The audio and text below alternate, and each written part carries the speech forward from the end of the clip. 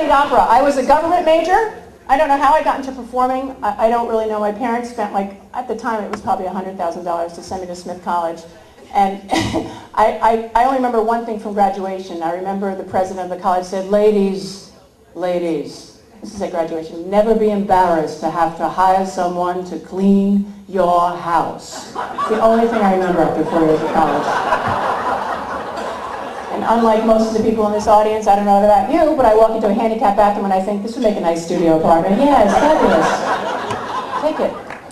So I studied opera in college. I mean, I was a government major, but I did singing on the side, and they didn't know what to do with me there, because it was a very curious thing. I didn't have a huge ego to be an opera singer. And I didn't have a huge ego, basically, okay? And I lived with a guy who was also studying opera, and he was completely annoying, so I had no interest in going into opera, because opera singers, they don't know how to be off stage. He would walk around going, I'm gonna take out the garbage! And I'd walk around going, where the hell are your car keys? And he was always complaining about his health. I can't go on tonight. I've got phlegm in my hair, boy. He was crazy. And then I realized that an opera singer's health is so precarious. Maybe that's why when they sing, don't they always look like they're about to sneeze?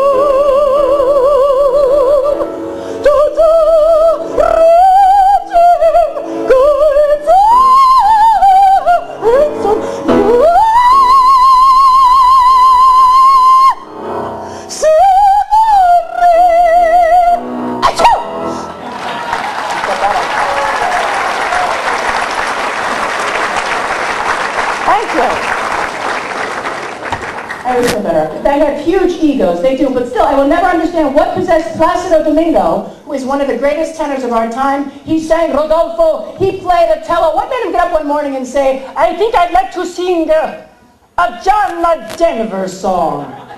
Do you remember this? Yes, any song. That's what I'll record. You feel up my senses. Not a Placido. It's not you feel up my senses. It's you fill up my senses. That's what I sang. You feel up my senses like a walk in the rain, like a storm in the desert, like a sleepy blue ocean. You feel up my senses. Come feel me again.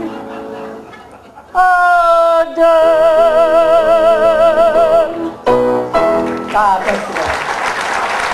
And let's hear for Ian Herman, who has played a musical conductor for many Broadway shows, my good friend Ian. All right. Now, we have some great, and this is not a David Salle work of art here right on the easel, by the way. Is this the invisible artist? I'm not sure what this is, this stand here. But I couldn't figure it out. Let me know. Our first recipient is Joe Pintauro. Welcome. If you would please join me in welcoming the woman who almost single-handedly is responsible for saving the Sag Harbor Cinema sign. Sag Harbor sign, wow. Thank you very much. That was my pleasure because it would only happen if everybody had to give me $25. It was awesome. I mean, the entire town created that sign.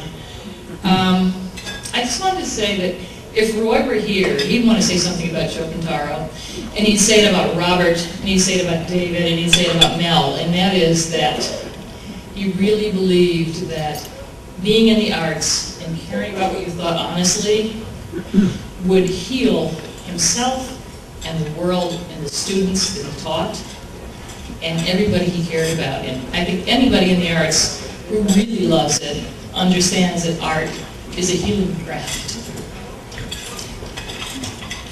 This is what Joe Pintauro wrote about Roy Scheider, which I think will tell us something about Joe Pintauro.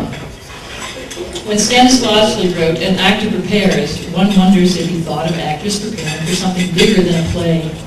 Something in a future beyond one's art, an ultimate future, not of becoming a star, but of, well, going to the stars, back to the carbon from which we all came. In that respect, we'll all be stars someday. The difference is now we have one up there, a celestial star this time, one we can point to in the dark, one we know is there even on a sunny day. A star up there shining in the morning and at night, named Roy. And let's all be stars together tonight. Thanks, Joe.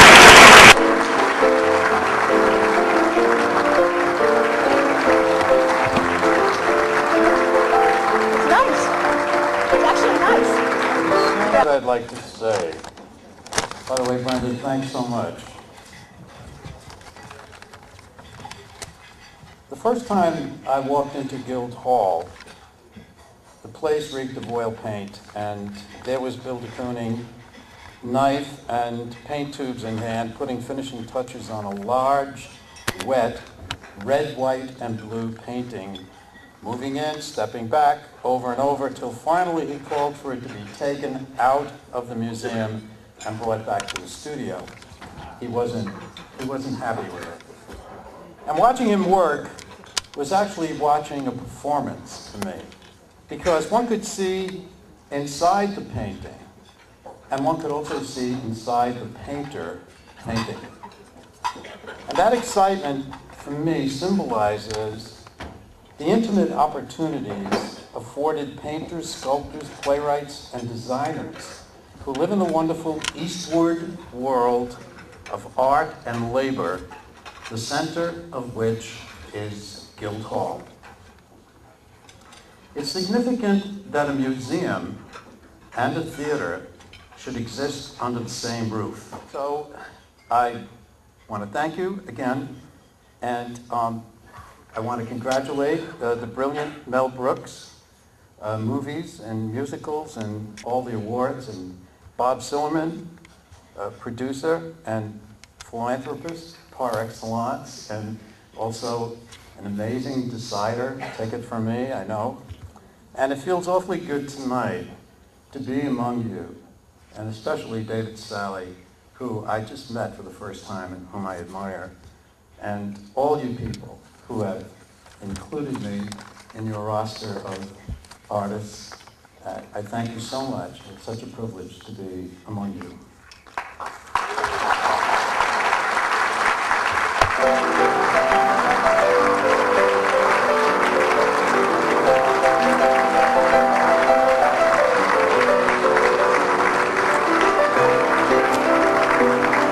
Congratulations. This is a very, very gratifying kind of recognition. The acknowledgement of one's peers. I mean, what's better than that? The first time I visited the Hamptons was in 1976. I took the Jitney, which at the time was a small school bus. It was brand new. And I got off on Route 27 near the airport road sign in front of Paul Brock and Mimi Shapiro's house. Paul had been my teacher at Cal Arts, and he wanted to show me around his version of the Hamptons. Their house and studio had been the carriage house for the Creeks. And during that first weekend, in addition to Georgica Beach, we visited Alfonso Osorio in the then very refined Creeks mansion. And also the Green River Cemetery to visit Pollock's grave. I'm very glad and very proud to be part of the continuity of working artists in the Hamptons on the East End. And I'm deeply touched and very grateful to that community of artists, and also to Guild Hall for this award. Thank you very much. Involved for several decades in business and as a friend and as a business associate. And this is a very unusual, very talented, far-seeing businessman who's been able to do things that most people could not see. In fact, no one could see except Bob. Makes it so special. He's a straight shooter. He says what he's going to do, and most amazingly, in the business world, he gets it done. It began with a few radio stations, which became SFX Broadcasting, 120 stations around the country, which he sold for in a very successful sale. Then he moved on to create SFX, which was the largest promoter and producer of live entertainment around the United States, developed from whole cloth and sold extremely well again, and has recently created CKX, always an X from Robert F.X. And this is an interesting company for those of you who don't know it. It's a brand new creation of Bob, in which he's buying the rights to very famous iconic images and iconic people. And it began buying, I think it's 85% of the Elvis Presley estate. So all you Elvis Presley people, here's the man. 80%, I think, of Muhammad Ali. And his most interesting one, and the one that I know the most, is Entertainment 19 from London, which is the American Idol franchise, controlled by Bob as well.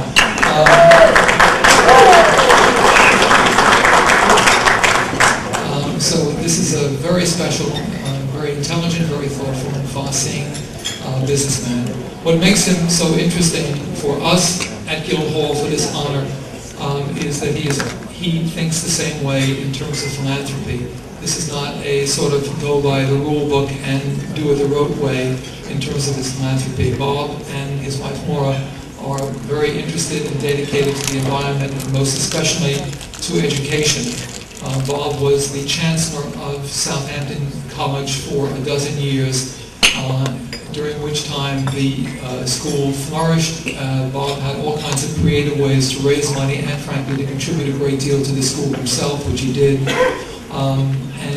His greatest current involvement is with Brandeis, where he's created, and I will read the name of it. It is, well, it's the Tomorrow Foundation, which is typical of Bob and Maura. The name is Tomorrow. It's a gift to establish the Sillerman Center for the Advancement of Philanthropy, which is the School of Social Policy and Management at Brandeis. And what the center is trying to accomplish is to empower a generation of philanthropists to become social entrepreneurs. So again, Bob's capital is being used, or attempted to be used, to create a new way of looking at philanthropy. He's also involved with the Paley Center, which used to be the Museum of Television and Radio. He's in the business committee of the Metropolitan Museum of Art. And the Family Foundation, as I said, is very involved in the environment as well. So I'm delighted to welcome to the stage a gentleman who really deserves this honor for philanthropy and leadership, Bob Sillerman.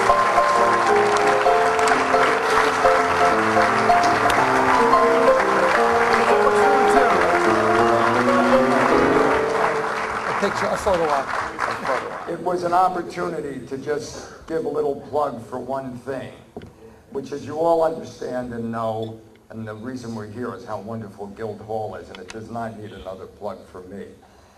But it's a general conceptual plug for all of us to recognize how blessed and fortunate we all are. And in fact, you know, Bernard Baruch said that philanthropy does not count until it begins to hurt a little bit. And he's right. You know, he's absolutely right. And so whether it be, hopefully, to Guildhall or to whatever else is near and dear to you, what the Sillerman Center for the Advancement of Philanthropy is about is just empowering that which should be the greatest joy that we all have.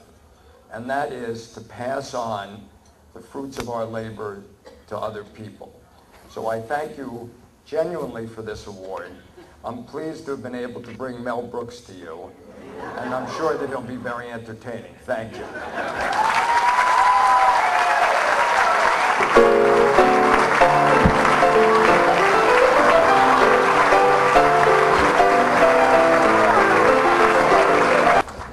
There's a museum in the back of that place? I mean, in the back of the theater, there's a museum? I never went back there. I never went in the back, except to sneak in one night to see Joy Behar. She was good. I'd like to say it's a pleasure and an honor to be here. I'd like to say it, I can't. I'm doing it, that's all. It's enough. It's enough I'm doing it. It's not a pleasure, it's not an honor, but Joe Pintauro, it's an honor and a pleasure. Joe, you know, I'll tell you what's really amazing. Let me muse for a second here. I too, like David Salle, this is amazing, David Salle and I too was born in Oklahoma and raised in Wichita. This is amazing. And then when I met Carl Reiner, he said, you know, we can make a lot of money if you do that Jew thing. If I were to relax, you know, you hear me in my sleep, I talk like this. That's how I talk. I said, I'll be darn gone. That's the way I talk. But Carl said, do the Jew thing and we'll make a fortune. So I had my nose broken, pulled out bone. And he asked me questions. 2,000-year-old man. First question he asked was, can you prove how you... He used to, the great thing about Carl is that he chases you into a corner like a rat. And you gotta, you know, you gotta give him the, you know, he wants the truth. 2,000, nobody's 2,000-year-old man. Do you have a birth certificate? I said, yeah, I get it. I have certainly. We all have birth certificates. Every one of us has a birth certificate. But we can't carry them around. They were boulders. Inscribed on a boulder when you were born, the year 2000. You know. October 16, 2000. That's it, minus 2000. So, anyway, we sold a lot of those records. We sold tens of 2,000. And you know, let me tell you a story. This is a true story. I mean, you know, what the heck you're paying here? I'm at Universal Pictures. I'm writing a movie which never got made. Everybody thinks, oh, everything Mel Brooks touches is gold, you know. I was writing a movie for a producer by the name of Marvin Schwartz, and the name of it was Marriage is a Dirty, Rotten Fraud. I still have the screenplay. I couldn't sell it. Anyway, I was writing this movie for Marvin Schwartz, and I said, what's that grand art? What the hell is that grand art across the way? He said, grand art. He said, that's Cary Grant's offer, you know, that's his bungalow. I said, Cary Grant? You mean Cary Grant? He said, yeah. I said, well, he comes here? He said, yeah, he comes here. I said, well, when does he come? He says, almost every day around noon. Around noon. Cary Grant? Yes, Cary Grant. I go to the window, it's about 11:45. I'm not moving, I'm waiting to see. I'm from Williamsburg, Brooklyn, actually from Wichita. And I'm waiting to see Cary Grant. And I can't believe it. At 5 minutes to 12, 3 minutes, a Silver Cloud Rolls Royce pulls up to Grand Art. A beautiful man in a chalk-striped gray suit with a yellow boutonniere hops out of the car, bounds up the steps, and goes into the building. I said, Marvin, that was Cary Grant, right? He says, yeah, that's Cary Grant. I said, oh my God. Lenny! I'm calling my brother Lenny back in Brooklyn. Lenny! Cary Grant, I swear to God, I saw him. He's up the steps, he didn't trip, nothing, beautiful. Handsomest guy you ever, the part in his hair on the side, you never saw anything like it. Shiny hair, tan. If I were Randolph Scott, I'd be the happiest guy in the world. Anyway, so, to continue. So I'm walking down toward the commissary, you know, to get my tuna fish sandwich, you know, on whole wheat toast with an olive. And I'm walking down the curving path at Universal Studios. Everybody had a bungalow. This is all true, I swear to God. This is a true story. I don't believe it. Mel Brooks, that's your Mel Brooks. I don't believe it. I've got your 2000, I've got your record, I can't believe it. Mel Brooks. I turn around, and it's Cary Grant. And he's talking to me. So I said, don't talk to me, I'm nothing, I'm a figment of your imagination. You're too big, you're too powerful, don't even look at me. I'm nothing, I'm a bug, I'm a ladybug, I'm nothing. So he says, where you going? I said, I'm going to the guy. He says, well, let's have lunch. I said, oh my God, I can't. People see me eating with you. I mean, I'm going to bring you down. He said, oh, come on. So we go to the commissary. I usually sit at the counter, but this time there's a booth. It says CG on the booth. I figured, wow, maybe it's Xavier Cugat. I can't see it. I don't know. CG, it could be Robert Sillerman, FX. So anyway, we sit in the booth. He orders poached eggs on I think on rye toast, and he has a cafe au lait. We sit down, okay, so I'm sitting down, I'm eating. I ordered a tuna fish sandwich with an olive. By the way, I paid. It's not that expansive, you know. He says, what's your favorite color? I say blue. He says, mine is yellow. He shows me his flower. He says, what car do you like? I said, I like a Buick. He says, I like a Rolls Royce. All right, see, we're talking, you know. I mean, common denominator subjects, me and Cary Grant, you know. He says, what's your favorite picture? He says, I said, well, I could fake it. I could say Grand Illusion. I could say Les Enfants de Paradis. I could say all these fancy movies, which I like. Human Thought, Citizen Kane, to look good, you know.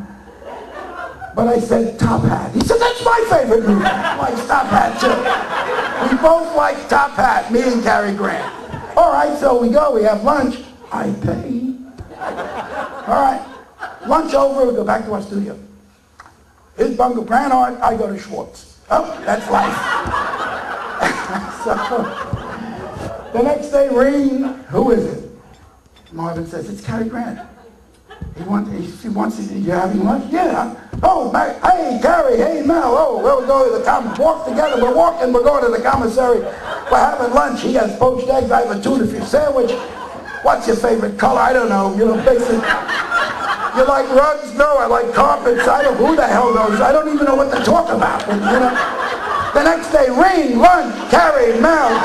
Yeah, here we go. By Friday, the telephone rings. I said, if it's Cary Grant, I'm not in.